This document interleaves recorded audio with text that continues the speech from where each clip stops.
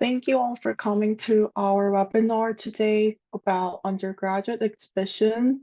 So I'm from Undergraduate Research and Fellowships Mentoring Office. Oopsie. So you can also find us on our website, urfm.psu.edu, and also you can find us at 321 Buki Building. You can also call us or email us if you have any other questions. So my name is Sam. I am one of the grad assistants from the office.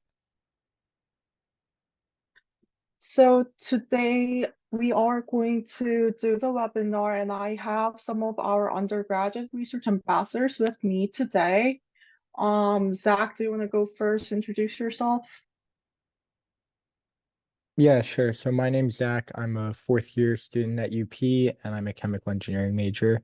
And this is my second year as a research ambassador. So basically we take appointments with you guys if you're interested in getting involved in research, if you have any questions with anything you're applying to.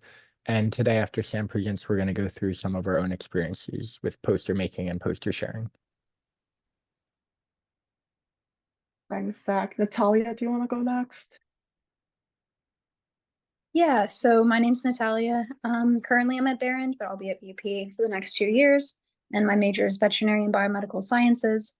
And yeah, just to reiterate what Zach said, we basically are just here to talk about posters and how to set them up and how to really get your point across of your research. Okay, perfect. I think we are still missing Mia for now.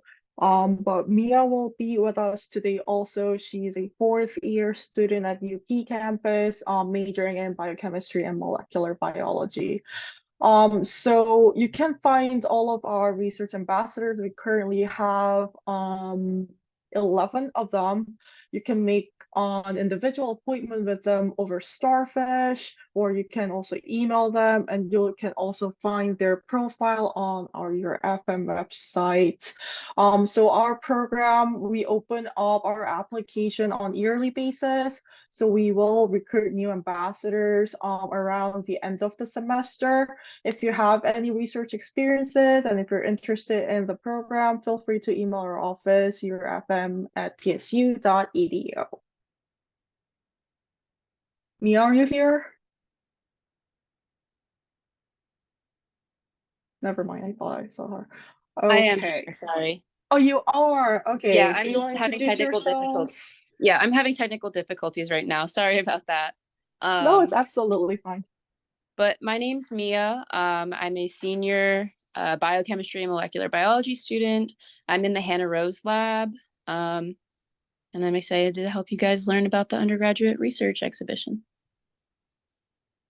Perfect. So today we're going to briefly go over undergraduate exhibition, the eligibility, the date, and the deadline of the application, and what are they expecting from you from the application.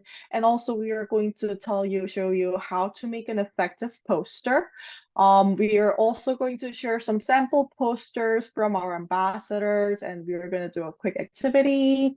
And we are going to have a Q&A session at the last minute for the rest of the event. And you are feel free to bring in your application or poster to share with us, ask us any detailed questions. You can ask us basically any questions about undergraduate exhibition. So I am going to start off with talking about undergraduate exhibition. So undergraduate research exhibition, it is open to students from all Penn State campuses and majors. This is going to be a great opportunity to communicate your research with the rest of the Penn State community. I think this is really a great place to learn and find about research opportunities in your field of interest and also outside of your field. So we do have both virtual and in-person sessions. So the virtual sessions will be from April 15th to 17th. In-person sessions will be on April 17th, Wednesday, at the Hatzel Union Building at UP campus. So the application is not open yet, but it will open on February 19th and will close on March 11th. So again, the eligibility, it is open to all current undergraduates from all campuses and all majors, and endorsed by a Penn State research mentor. So if you were to apply for undergraduate exhibition, there could be a big four categories that you can choose. So first one is a traditional research poster. You can bring in your traditional research poster to apply. The second option is you can apply for oral research presentation. This could be a 5-minute presentation for disciplines or projects for which traditional research posters are not traditionally used. For example, this could be an original piece of visual art. And also we have another option. It's going to be 5-minute performance. Usually people from music or reading, poetry, writing, dance, and theater usually go for the 5-minute performance options. Also, you can do posters, which is not traditional research poster, but that highlights and reflects on student engagement achievements. So you do have 4 options. It doesn't have to be traditional research poster. You can think of various other options. So we are going to go over application materials. I'm going to pass it to Mia.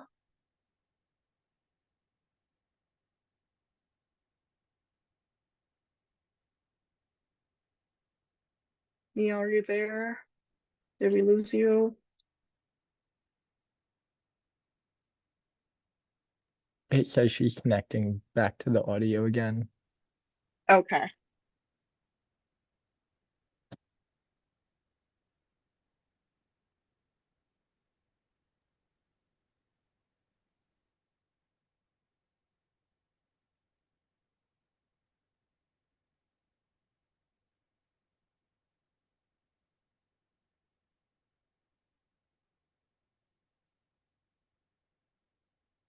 Mia, are you there?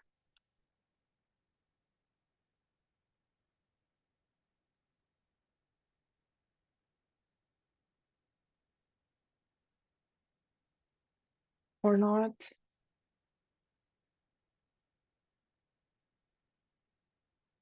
Yeah, I don't think her Zoom is working. Okay. I'm gonna come back to this later on. If you participate in undergraduate research exhibition, there are 4 awards you can win. So the first one is the Art Hauser Award. This goes to the best overall poster. And another one is category awards. So this goes for each of the exhibition's entry categories. And the categories are arts and humanities, force-based projects, engineering, health and life sciences, physical sciences, social and behavioral sciences, and oral presentations and performances. So each category will win a award from each category. The third award is Peter Lukey Award for Outstanding Junior. So this goes to the Outstanding Junior entry in each of the following areas, such as health and life sciences, humanities and social sciences, and physical sciences and engineering. The last one is University Libraries Undergraduate Research Award for Excellence in Information Literacy.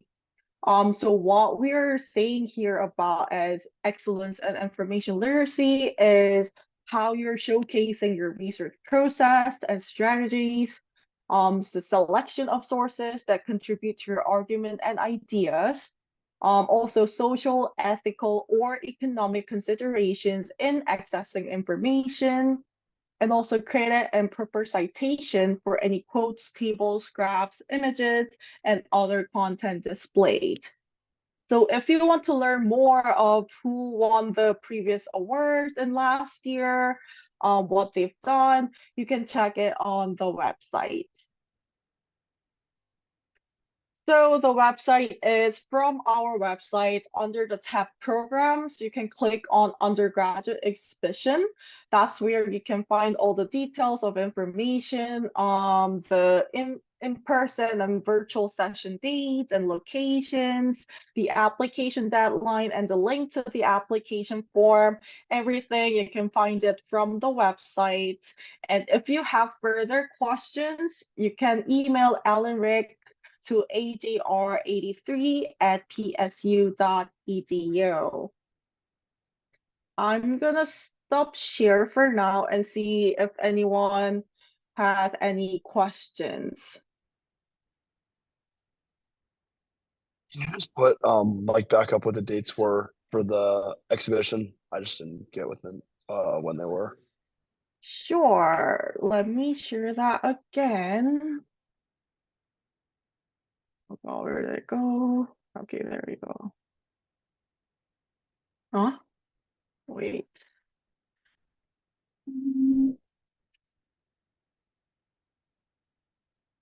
Okay.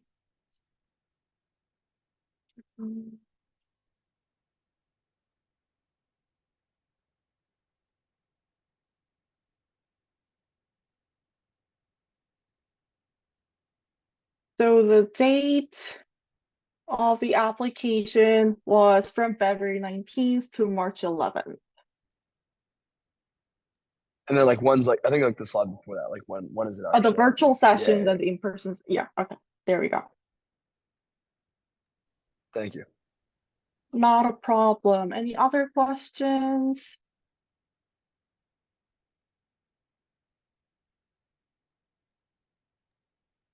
And Sam, I think Mia's back with us if you want to go into application materials next. Perfect. Mia, are you ready? Yeah, sorry about that. I couldn't, for some reason, my headphones weren't working and I couldn't hear you introducing this part of the presentation. But I'm here now. So, yeah, so Perfect. in the application for the exhibition, it's not super long, but you are going to be asked for a title and then potentially a summary or an abstract. And on your poster, you'll definitely want to have some sort of abstract. So Sam, if you could go to the next slide. Your title should be pretty simple. It should reflect the major issue or finding of your work.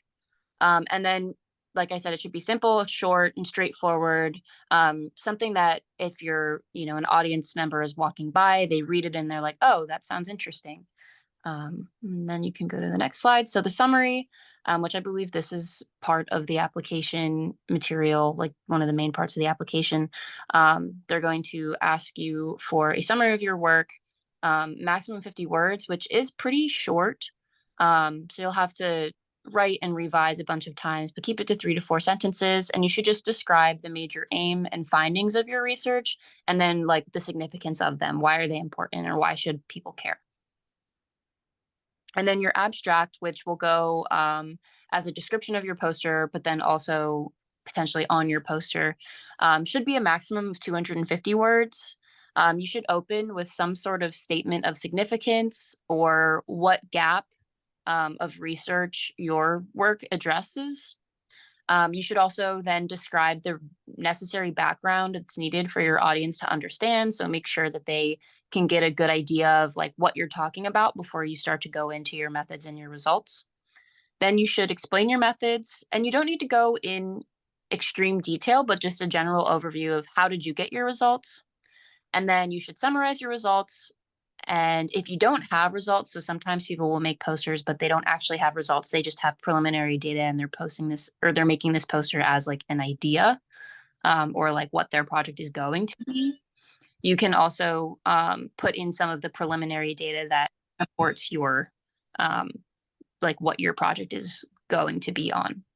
And then finally, you're going to state your conclusions and the implications of your findings and relate those conclusions back to what your research addresses or what your hypothesis was.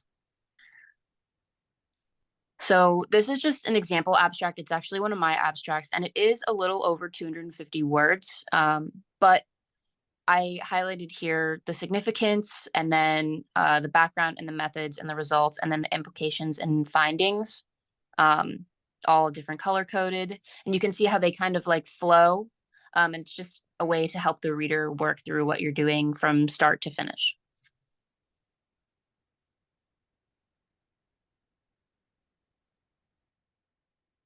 So once you apply, you need to create your own poster. So we are going to talk about creating an effective poster. So the posters are about its content and form. So posters are usually less formal than oral or written presentations, and it is meant to communicate information visually.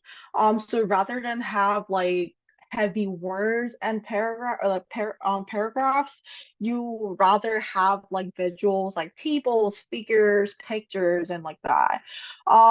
It's meant for a standing and moving audience. Again, that's why it is a little bit less formal than oral and written presentations.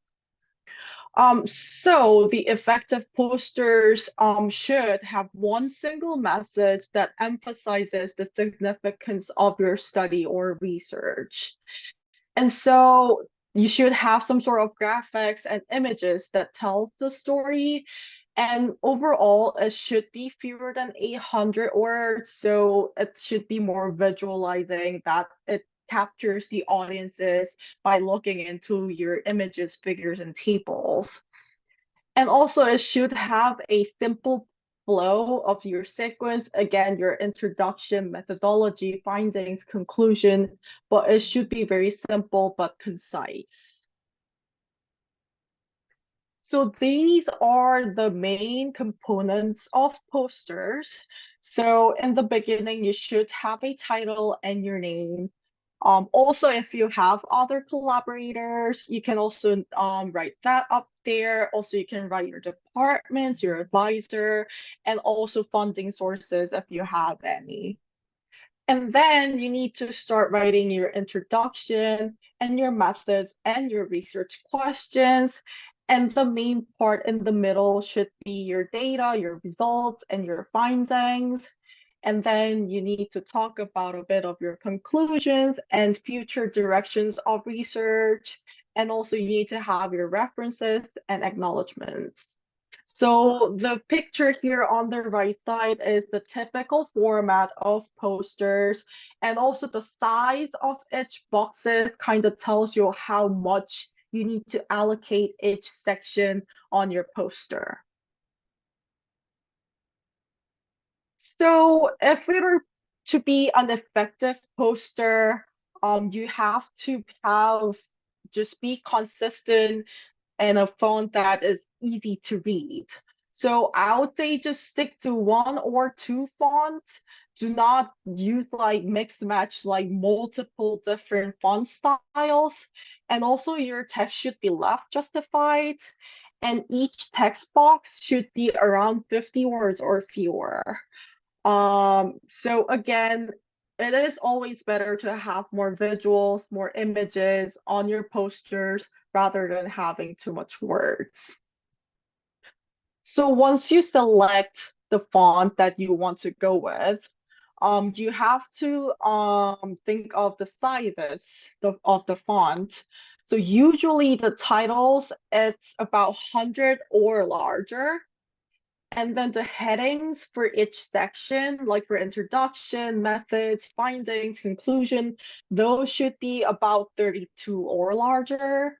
And then if you have any subheadings and when you're writing your name and your collaborators, your department's name, it should be about 20 or larger. And so your body text should be between like 16 to 18. And again, it shouldn't be more than like 80 words per box. The references, it varies. Usually it's around 12 to 16 font size. It depends on the type of the font you use. So PowerPoint is my go-to program for creating research posters. One thing you need to think of is that when you are making a poster with PowerPoint, go onto the menu bar, go onto design, go on to slide size, and you need to set to required dimensions. This depends on the size of the poster that you are going to print out. So you need to double check, go back and forth and see that it is set onto the right dimension. The advantage of using PowerPoint over other tools is that it is really easy to move around those figures, tables, and images. But then if you were to go in way deeper than that, if you were to do some more work, like more detailed work on visualizing, it can be limited for advanced functions and designing. So there are other tools available out there. You can easily search it, and I am also going to provide you additional links where to find all those additional design tools. And also often your department, your college often have their own template for your poster.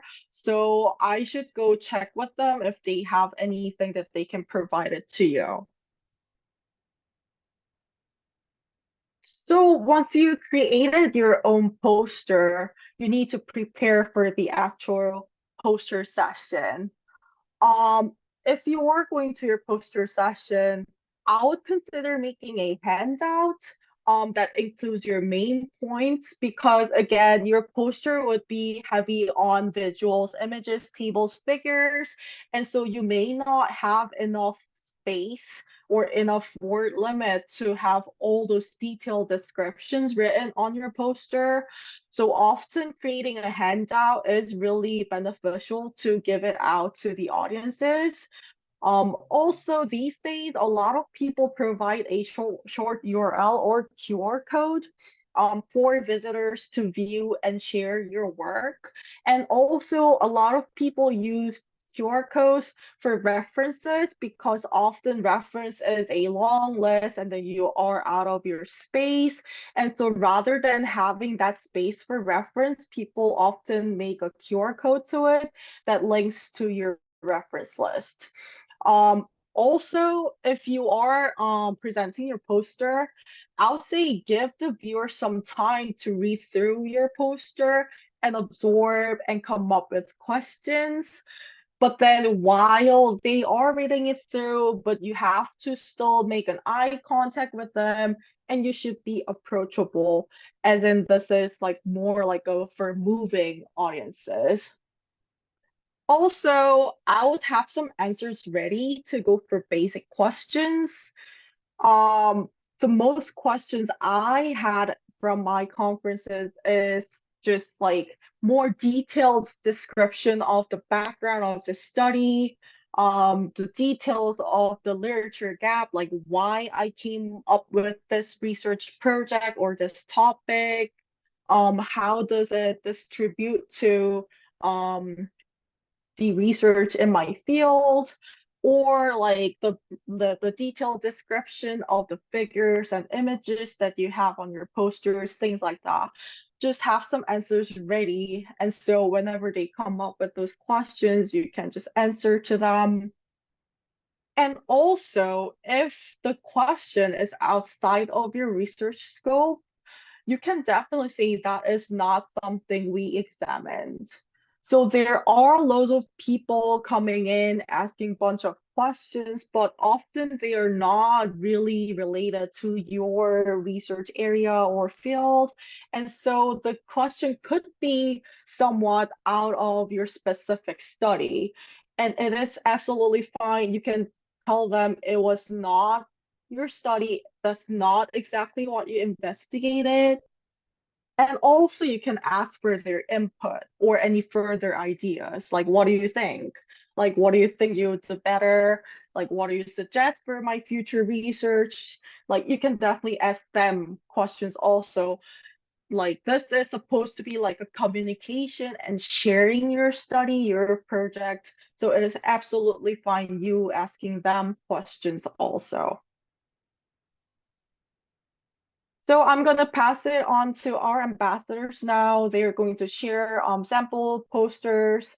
So Zach, do you want to take over? Yeah, sure. So first I'm going to show a poster that I created. This was for a presentation I did at a national conference, not at Penn State. And the format has been adapted from a departmental template. So like how Sam mentioned earlier, if you are doing research with under a professor here, under an advisor, it's always good to ask them because a lot of times they do have templates since they're sending a lot of people to different conferences and people are presenting research. Oh, sorry, could you go back? Are presenting research all the time. So this was again a chemical engineering poster. I have my goal fully defined up in the top left, and I think that that's a nice thing to do because you want people who are walking by to be able to see exactly what it is. So when they walk by, they can see both your title and they can see either your goal, your hypothesis, or your research question up there. And then I also like using for scientific posters assertion titles instead of titles that are categorical. So what that means is instead of saying background and then under the background section, having a bunch of words describing this is what you need to know what's going on in this poster, you can just make the title your background. So you could write a key point and then you can kind of support that with either an image or with your data or with data from another paper. And then as we mentioned earlier in the format, if you look at the middle, you can see all of my data and results. And then in the bottom right, I have my conclusions and acknowledgements. So you want to try to make sure that you're directing the eye of the viewer to go through your poster naturally. So for mine, it starts at the top left, goes down, then it goes top middle goes down, and then the top right goes down. And then Sam, if you want to go to the next slide. And then here I've kind of highlighted the different aspects of a poster that we mentioned earlier. So like I said, the research question, I have some background, and it's up to you if you want to have your citations in their own section. Sometimes it takes up less space if you just put them right under the data that you're citing. I have my methods. Your methods for your poster don't need to be very in-depth because again, a lot of people are going to be asking questions and a lot of people, especially at the undergraduate exhibition, might be in completely different fields, so they probably won't fully understand your methods. The most important thing that you want to be able to explain is why you did what you did, what happened, and why it was important. So you really want to focus on your data and results and then make sure that your conclusions are very clear. And that's why for conclusions is kind of the only section that I chose to fully type out sentences because you want to make sure that people understand why what you did was important. And then here's another example. This is not a poster that I made, but by one of our ambassadors who couldn't be here today. So this is an example of how non-STEM research can be displayed in a poster. You'll notice it's at first glance, it kind of looks a lot different than mine, but if you break it down, it really does have all the same aspects. For this one, there's different colors to define the sections. We also have some graphics mixed in that support the text, so this makes it way easier to read. And when you're walking by, it doesn't just look like a big block of text and look like a lot to come up to. We also have 3 clear research questions in the top middle there, and then section headers, which if you don't have, if your research isn't super STEM aligned, it might be easier to write background instead of doing the assertions like I had in mine. But this is just an example of how posters can differ, but you can see the same aspects are there. We have a lot of graphics. I like in this one how there's also key points that are bolded. So that's good to make sure that your formatting aligns with what's important. You don't just have everything be, the same size text, the same font, the same bolding or italics as well. And also adding to that, if you were to have a lot of words written out like this, it is really clever that she boxed each section out so it is clear to follow and read through. You can have a box in different colors or lines. It's all up to you, but I think that sometimes helps. And before we go on to the next slide, I just want to ask, does anyone have any questions about either of these posters so far or about the aspects that we're kind of looking to emphasize?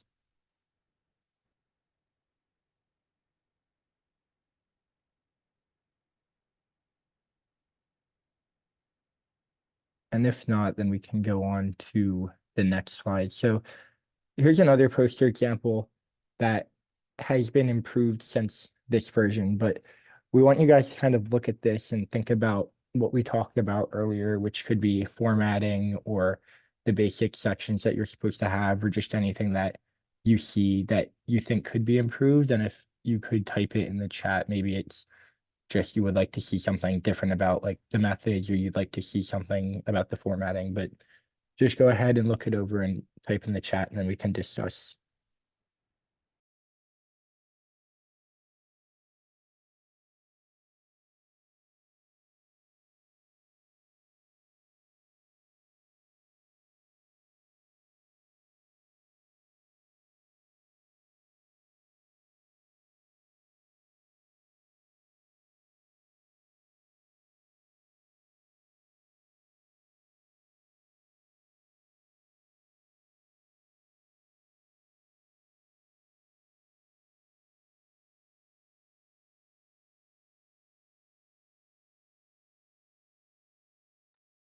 While we're all working on this poster and examine, we actually have one question on the chat. I think ambassadors, you can answer this. Can anyone submit 2 applications for participating in the exhibition? I'm doing research in theater, and my research is in 2 parts. Traditional research that might be communicated on a poster or presentation, and a performance piece. Could I do both?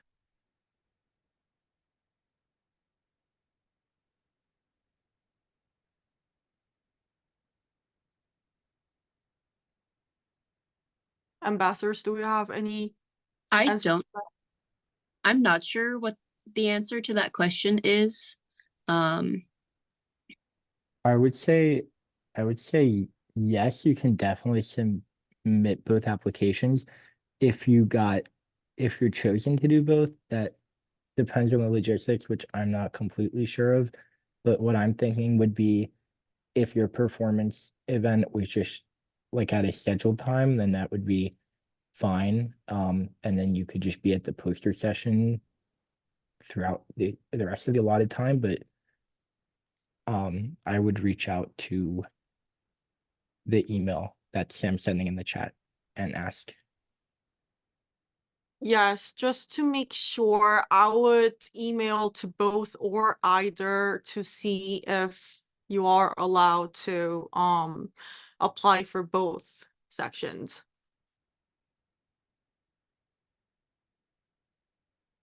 So we are getting some ideas here. Too much text, small title. Yeah, so those are definitely both two aspects that I noticed. I think that lots of text kind of, not just the fact that it's lots of text, but also it's all the same. There are like a couple of things that are bolded, but we can't really tell where the important information is. And yeah, the titles being small too don't make it really clear what's important. So it's nice to have white space in your poster so that people have kind of a chance for their eyes to take a break and not just be scanning from like the very beginning to the very end. Another key part of making a poster is you want people to be able to look through kind of the titles and what's around the titles and get the whole point without reading every word. So you want someone to be able to look at your poster for like 30 seconds and take away what they need to, and then also be able to stick around and look at it for like 2 minutes and get more information if they want. So I think that that's something that's a little lacking here. And then also just something that wasn't mentioned is use of space. So you do have a lot of space.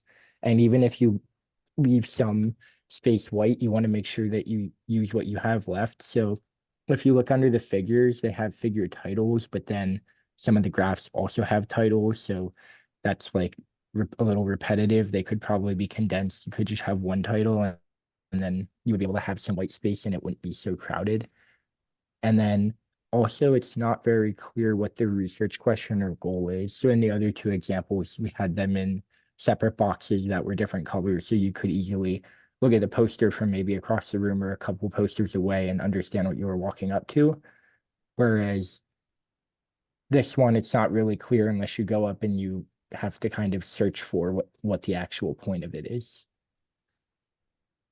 Yeah, I absolutely agree. I usually tell students, like, when you're creating your poster, you have to like step away from it and then still you could see and grasp what this poster is trying to say. That's like how you could tell whether is there too much words on it, too much like graphs, too much visuals. Like you could definitely you have to see the story flow, you have to see the research question, you have to see the title when you're standing a little bit away from it. And that's how you determine whether there are too many words or not often. And also, again, that's why I kind of suggest you to consider having handouts, because the findings here is clearly explaining those figures and tables and graphs. It says like see figure 1, see figure 2, see figure 3. Instead of having it up there, you could verbally explain it to someone approach to you and ask questions like, could you provide me more details of those figures 3 and 4? You could definitely verbally interpret it for them, or you can provide them a handout. Either way, it would be much better than having it all written out on your poster. Anything else do we want to add, ambassadors, or do we have any questions?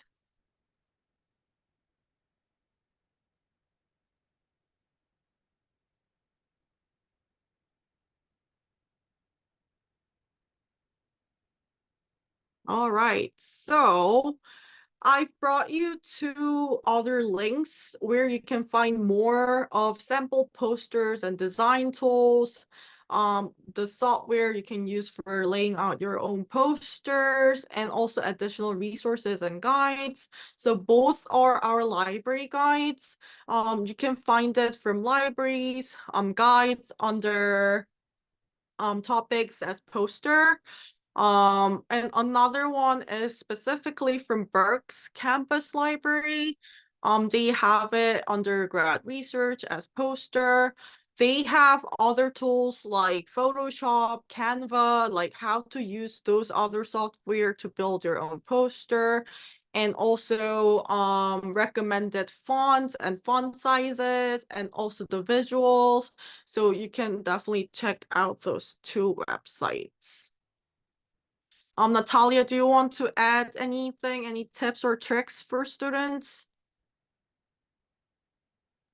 I would say my biggest tip is just to talk to your professors, and especially the professors that you're doing research with, and ask them if they have any templates or any previous posters that they have in the past that you can kind of work off of. That way you're not starting just from ground zero. I also have a few things I could add. So I like to use BioRender to make my posters. That's another software that you can use. They have nice poster templates, and there's some that are specific to Penn State. And then also, if there's grad students in your lab or wherever you're doing research, definitely reach out to them too and see if they have any input on what you're making or your figures. And then also practice your poster, practice presenting it in front of people, because the more you practice, the better you're going to get. But yeah. I would also add it's good to be able to present your poster in different formats. Some people will come up and they'll just want to read it, and then they'll want you to answer questions for them if they're more familiar about the topic.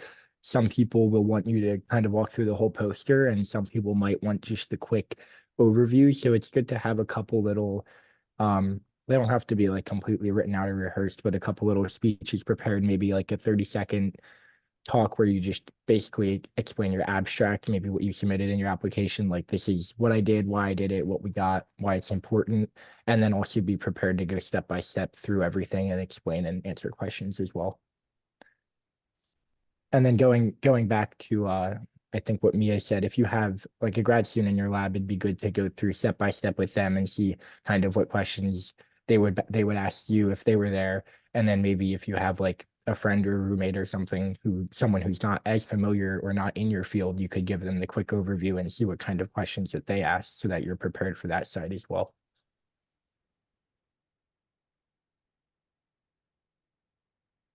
Mia, do you have any like good website or anything that you can look into about BioRender? Yeah, so BioRender is a website. If you just go online, you can just type in BioRender and then you can create an account. They let you do figures, and I think like maybe one poster template for free. And then there also is a subscription you can get that will like keep all of your figures, and you can do like more. I think like the free version you can do like 4 figures at a time, and then like the one that you pay for, which I think is pretty low cost, you can do like unlimited figures at a time, and it saves them all there. So if you are trying to like edit them to make like, I don't know, like the progression of your methods or something, you can keep each figure separately. But yeah, you can just go online for BioRender. Also, do we have any suggestions for students like where to print out those posters? Yeah, there is on campus, there's a poster printing center. I think it's the copy center at the hub. I've had my posters printed there before. There's also there's one downtown. I can't remember what the name of it is, but you can also like look up poster like printing near me. And I think if you submit your poster before a specific date, they may print it for you for free, the exhibition.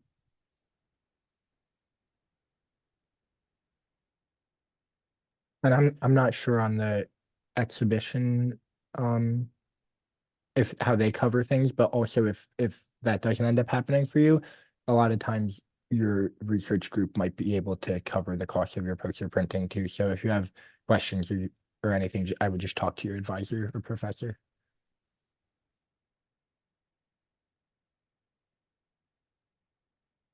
Okay, so again, you can keep in contact with our office. You can scan the QR code and sign up for our newsletter. Our newsletter holds all the event dates and all the deadlines for fellowships and scholarships. You can also find our events on our calendar from our website. Or again, you can make an appointment for an individual advising sessions with one of our ambassadors or me or other staff members in the office. That link on the right will lead you to Starfish. So once you log in, you'll be able to make appointment with us.